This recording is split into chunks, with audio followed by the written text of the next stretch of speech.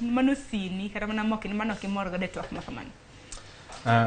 Sharon, for the first time aneno twak no na kaw thuru na duto nikech na winjo ni odhi work more on tech space. Koro en nyasi ma odhi wache yo mopogore ma kaka iwache pile mar ni jamhuri en tie mana migo e siasa. Aneno ka okaw thuno maber ahinya owacho gik moko mane maybe thoth ji ne gombo winjo.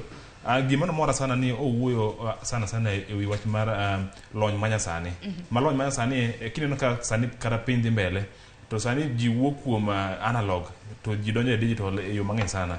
Koro en gima step maber mokawo mondo mi at least okon ji kaka plan ma en godo mondo mi at least ji lony mar ji ni godo kaka itimo gik moko pogre mondo mi at least weche obed maber e kind oganda. Then bintie gik mana bende nosingo aneno ko temo tumogi ma wacho ni osetimogi oseketogi into practice. Achiel kuomgi ma nowacho ni odwa connect kata odwa tudo bombe kod ofise gi